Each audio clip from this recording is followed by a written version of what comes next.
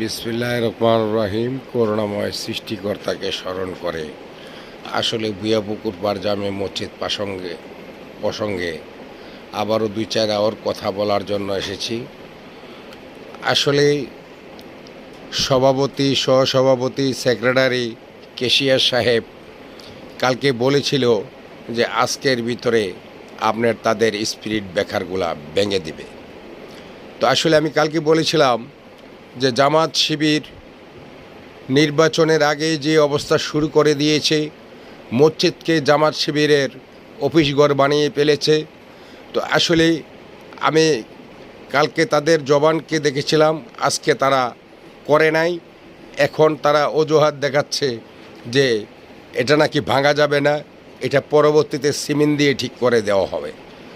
তাই আমি আরেকটি কথা বলতে চাচ্ছি যে আপনাদের যদি একটু লজ্জাবোধ থাকে বা মান সম্মান থাকে, আপনারা আমার একটু ইউটিউব চ্যানেলে যেয়ে দেখেন যে কালকে আমি লাইভটা করেছি। আপনাদের এই স্বৈরাচারী কর্মকাণ্ডতে 369 জন মানুষ আপনাদের বিরুদ্ধে অনাস্থা দিয়েছে।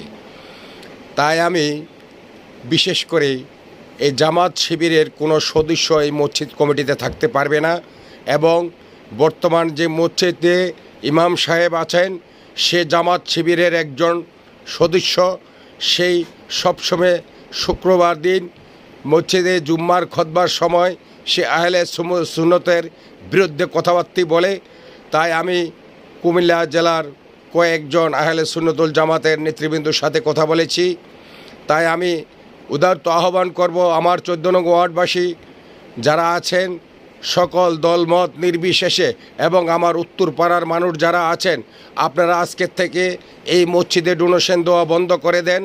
আপনারা কমপক্ষে আগামী শুক্রবার দিন আহলে সুন্নতুল জামাতের সকল সদস্য এবং উত্তর পাড়ার সকল বৃদ্ধ থেকে শুরু করে যুবক পর্যন্ত সকলে আসুন।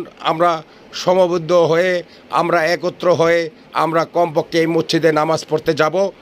আমরা যদি যাই দেখি যে ইমাম সাহেব আহলে সুন্নতুল জামাতের বিরুদ্ধে কোনো কথা বলে, তাহলে আমরা তাৎক্ষণিক দাঁত ভাঙা জবাব ইমাম সাহেবকে দিয়ে দেব। আর যদি সেখানে আমাদেরকে মসজিদ কমিটি আমাদেরকে কোনো বাধা সৃষ্টি করে, মসজিদ কমিটি মানে জামাত শিবির আমাদেরকে বাধা সৃষ্টি করে, তাহলে সেদিন আমরা এই মসজিদকে আমরা দুই ভাগে ভাগ করে ফেলব। তাই আমি বলছি যে আমার কমপক্ষে উত্তরপাড়ার বৃদ্ধা থেকে শুরু করে সমস্ত জোয়ান বুড়া যারা আছেন সকলে মিলে আসুন।